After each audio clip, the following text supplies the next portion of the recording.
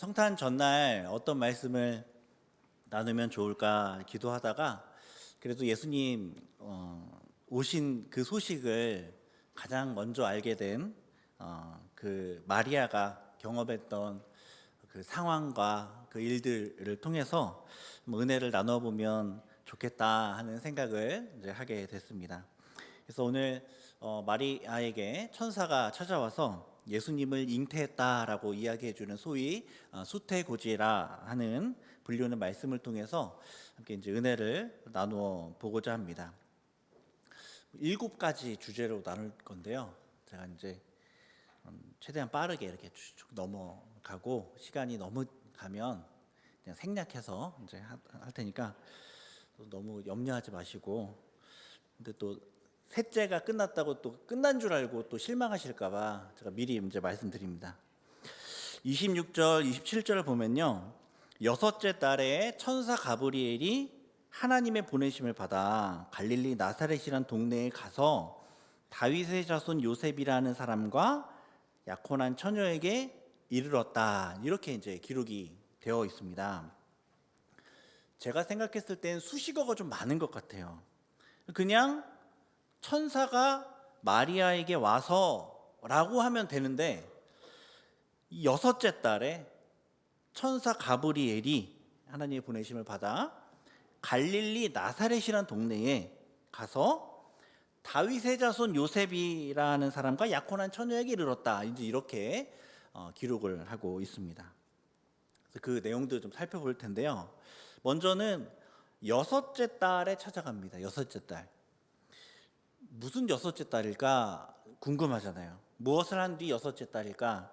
그 전에 본문을 보면 제사장 사가랴의 아내 엘리사벳이 이제 잉태하는 그 사건이 나오는데, 그 잉태한 뒤 여섯째 달입니다. 잉태한 뒤 여섯째 달.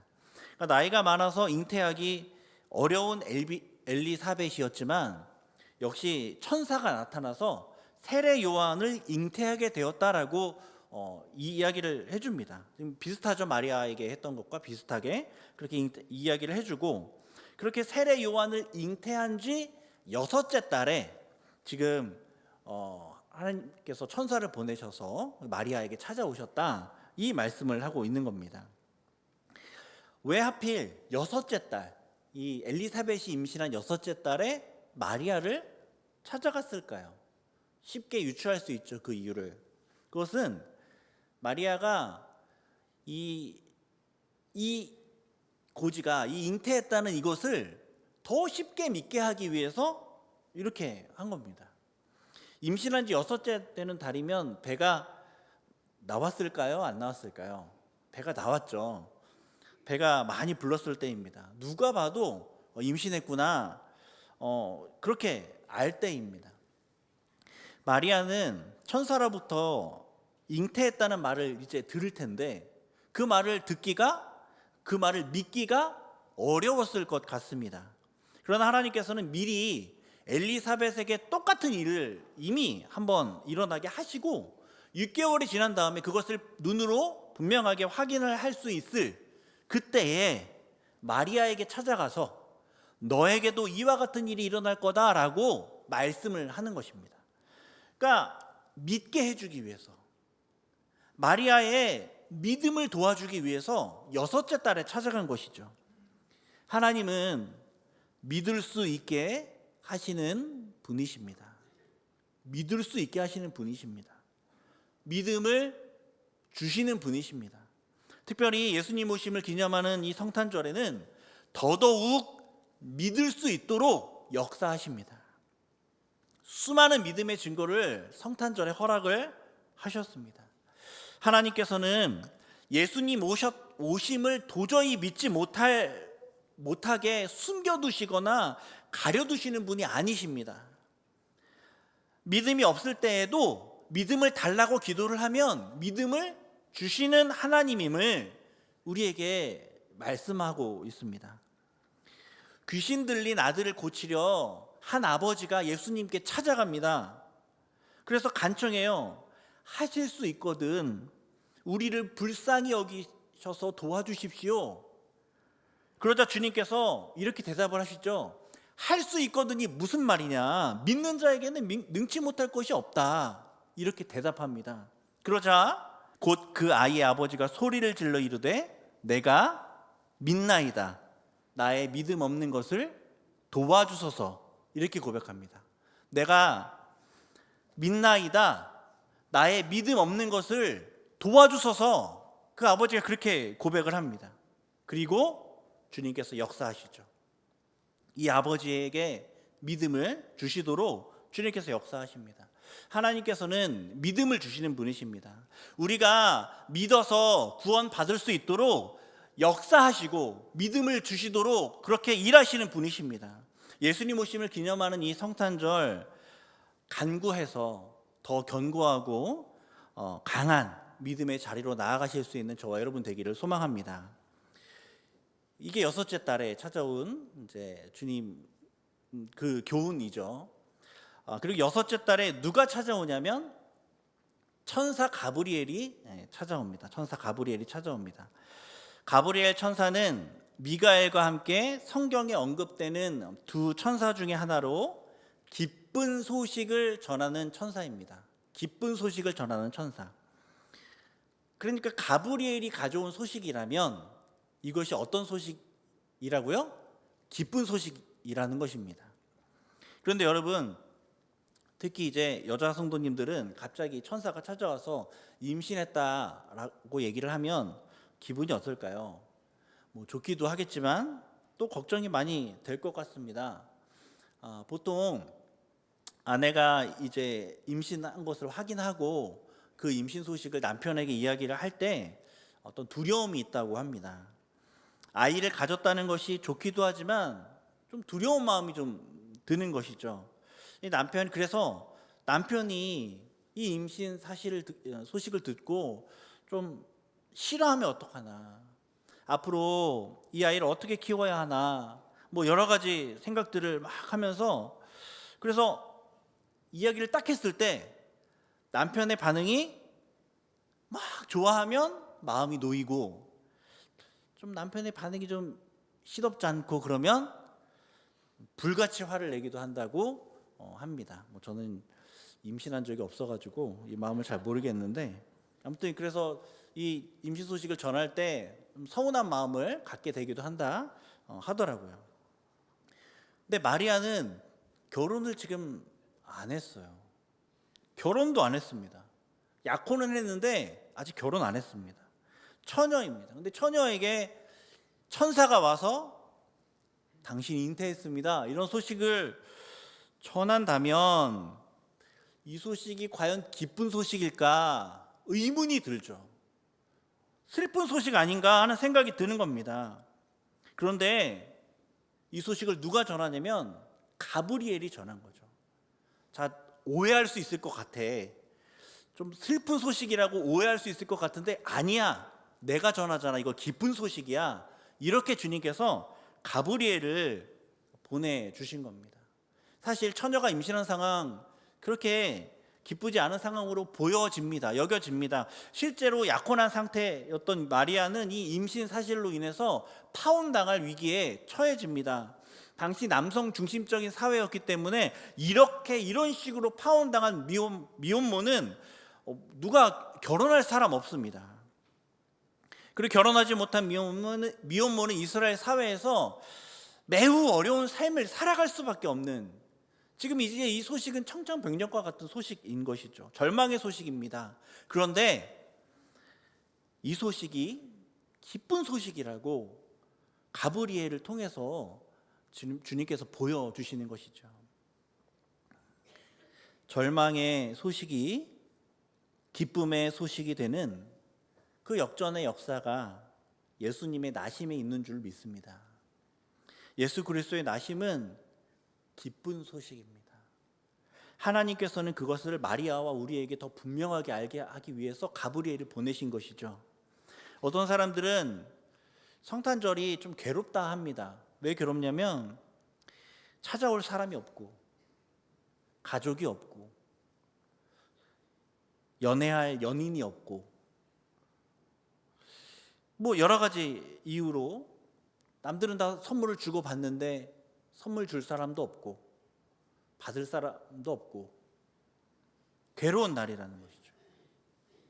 혹시 비슷한 이유로 성탄절이 되면 더 어쩌면 더 쓸쓸한 마음이 들어서 성탄절이 불편하신 분이 이 자리에 안 계시겠지만 혹 있다면 오늘 말씀 듣고 그런 것이 아니라 참된 기쁨이 회복될 수 있기를 소망합니다. 성탄절은 기쁨 주는 날입니다. 기쁨 주는 날. 예수님이 오셨다는 것은 어떤 상황 속에서도 기쁨이 충만해지는 소식입니다.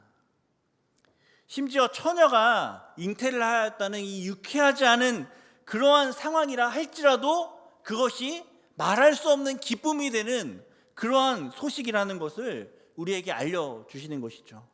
왜냐하면 우리를 구원하실, 우리와 함께 하실, 우리를 사랑해 주실 그 예수님이 오셨다라는 소식이기 때문에 그런 것이죠.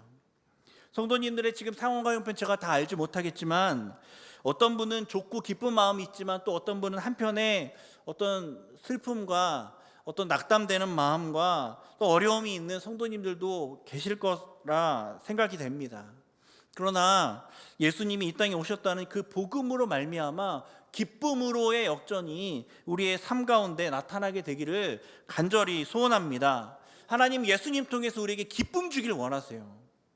특별히 예수님의 탄생을 기뻐하는 이 시기에는 더더욱 우리가 예수님으로 인해서 기쁠 수 있게 되기를 하나님 원하신다는 것이죠. 어느 누구도 우리와 함께하지 않을지라도 하나님이 우리와 함께 하시니 그것만으로 우리는 기쁨이 충만해지는 것입니다.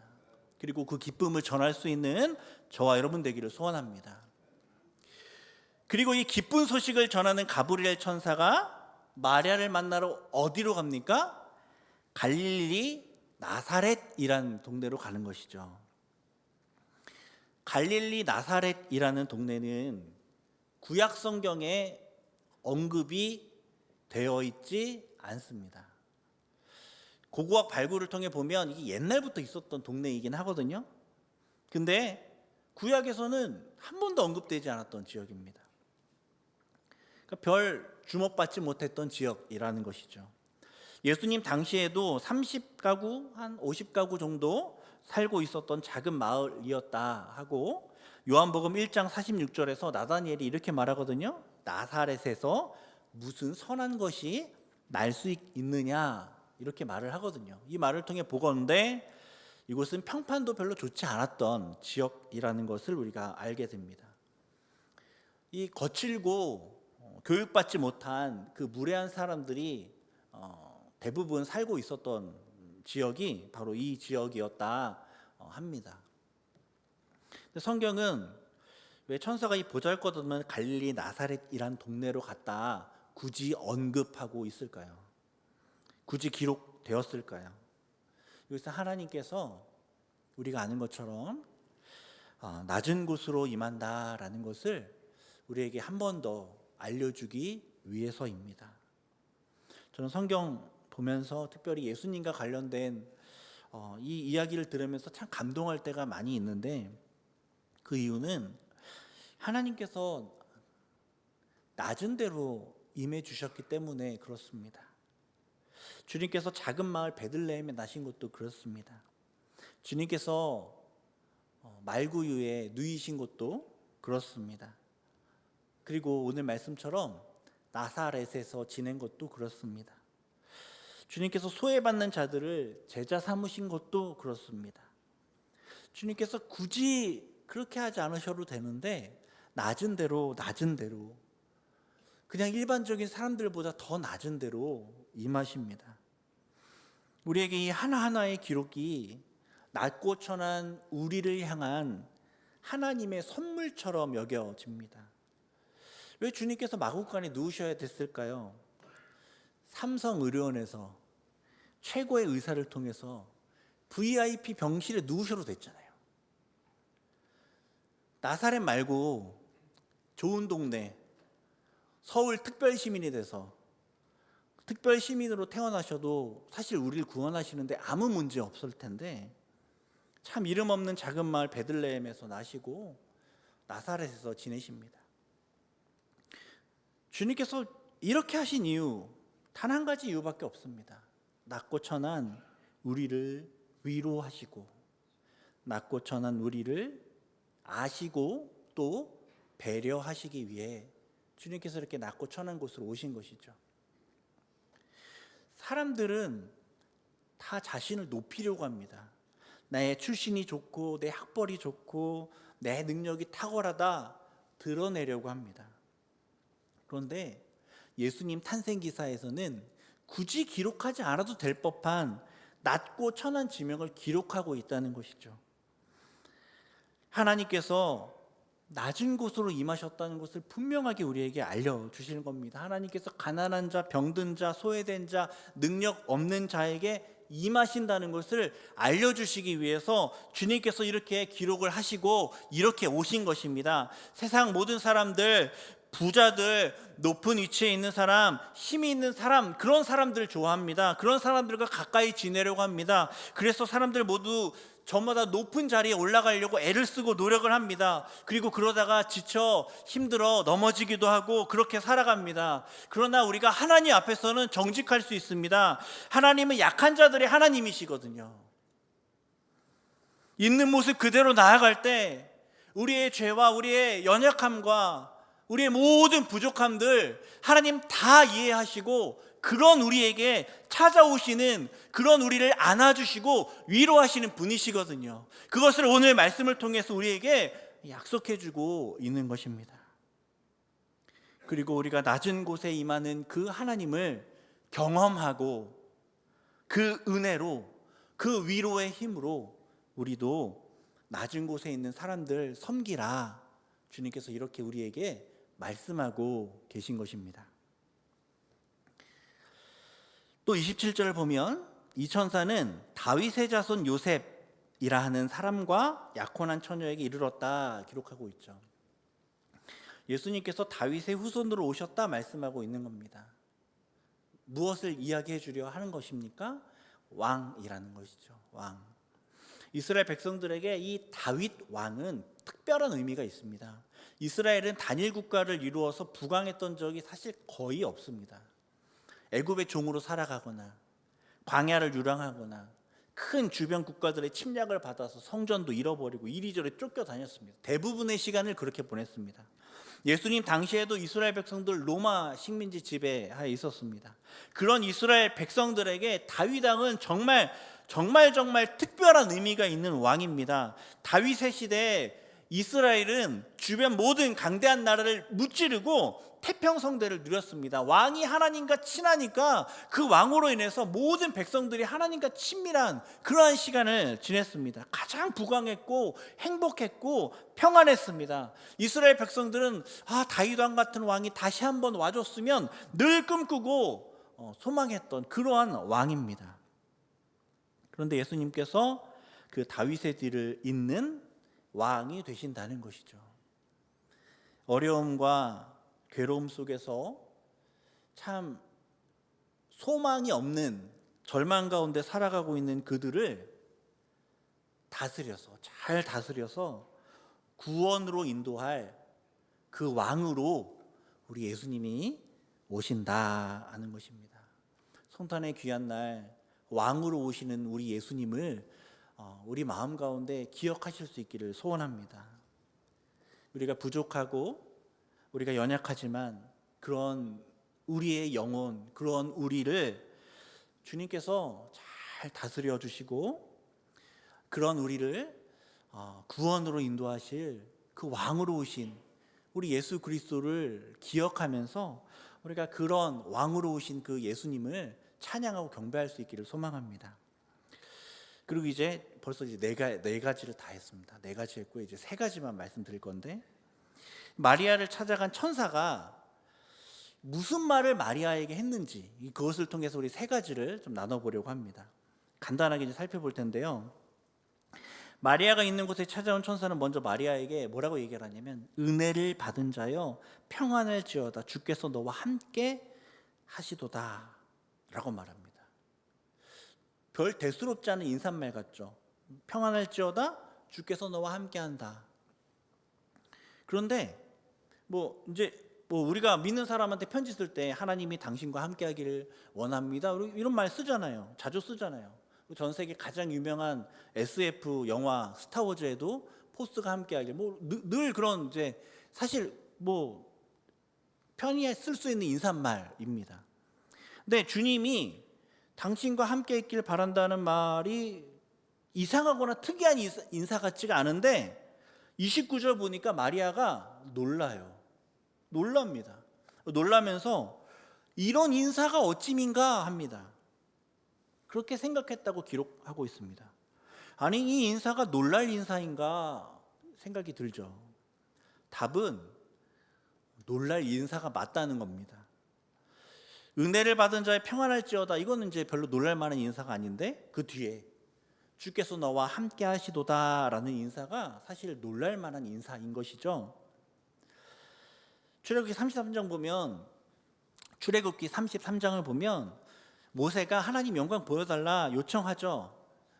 그러니까 하나님이 지나가는 길에 보여주시면서 모세 얼굴을 이제 손으로 가리고 지나가시고 나서 등을 보여주십니다.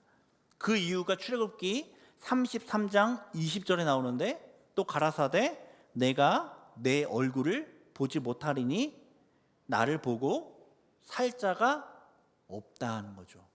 나를 보면 살 자가 없다는 겁니다.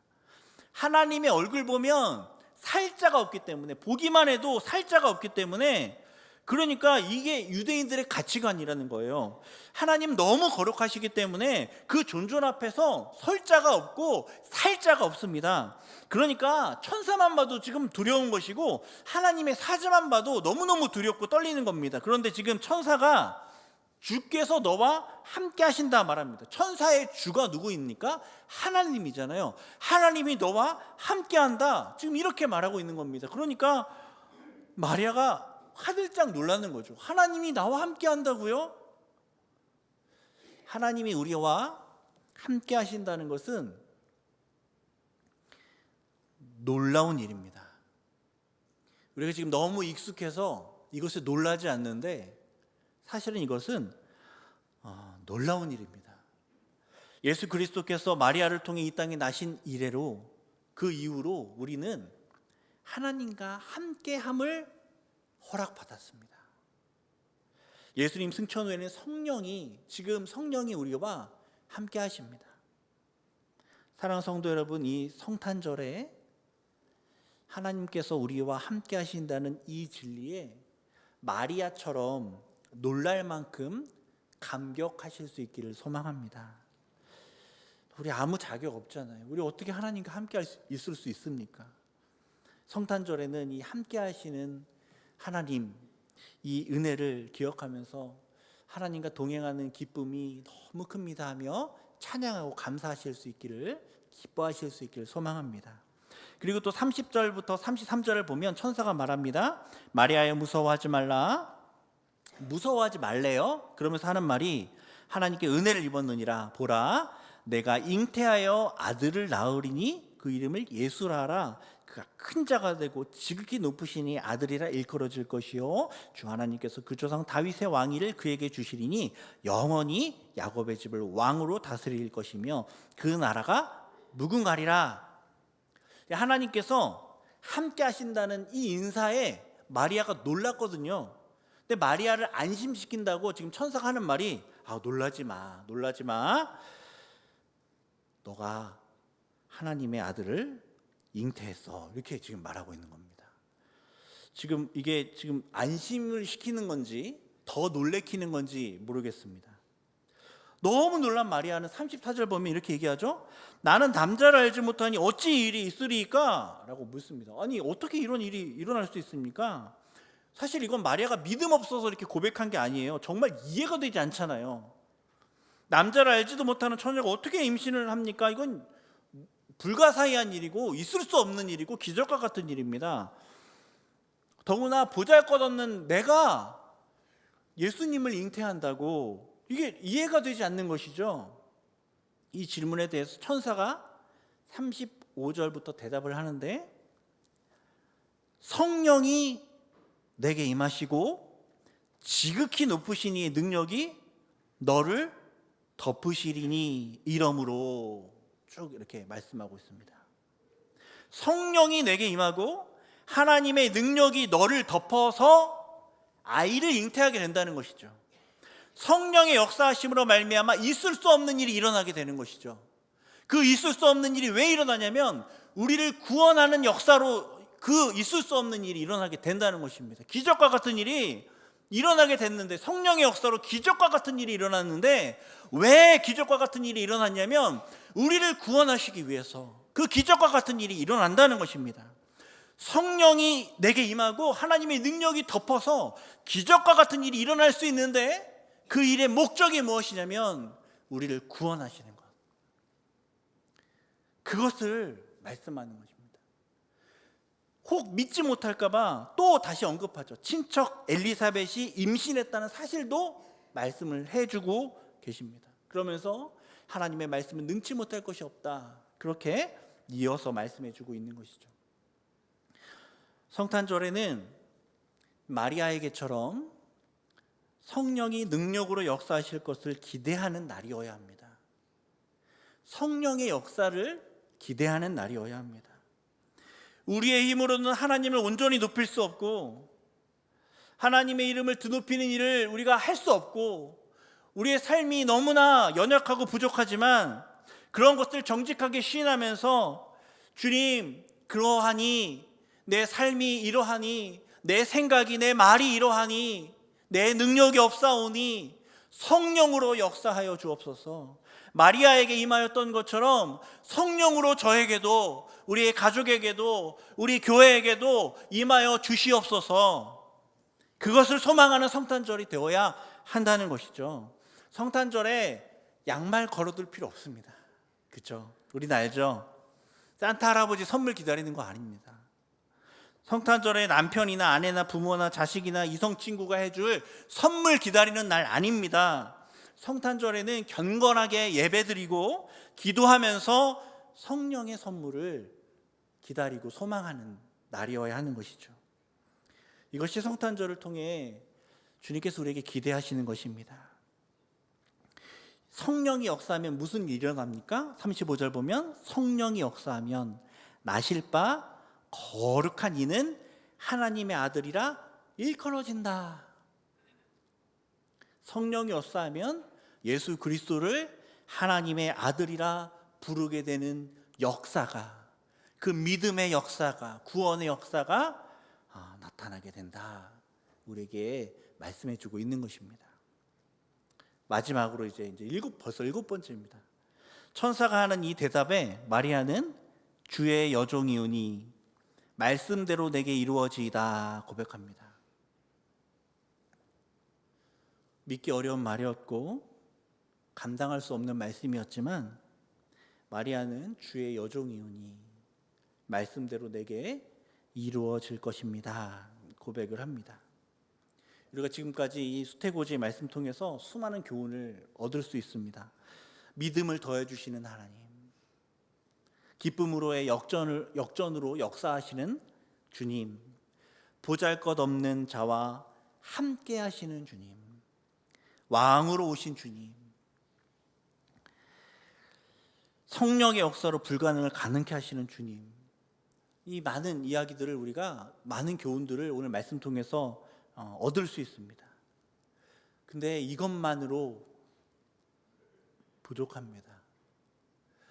이것이 우리에게 이루어질 것입니다 라는 고백이 반드시 있어야 하는 것이죠. 이 하나님의 말씀이, 마리아에게 일어났던 이 역사가 우리의 것이라 고백할 수 있어야 하는 것입니다. 이 성탄절이 우리의 성탄절이 될 수 있어야 하는 것이죠. 오신 예수님이 우리의 예수님이 되어야 하는 겁니다. 사랑하는 성도 여러분, 성탄절의 기쁨이 다른 사람의 것인 양 여기지 않으실 수 있기를 바랍니다. 성탄절은 나를 위해 오신 예수님을 기뻐하는 것입니다. 이날은 다른 사람이 아니라 나의 구원을 기뻐하며 우리의 왕, 나의 왕을 기뻐하는 것입니다. 우리에게 임할 성령을 기뻐하는 것이고 우리에게 역사한 말씀으로 기뻐하는 것입니다. 성탄절을 맞이하여서 우리의 예수님으로, 나의 예수님으로 인해서 참 기쁨 가운데 나아가실 수 있는 저와 여러분 되기를 간절히 소원합니다. 이 시간 말씀 기억하면서 통성으로 기도하실 때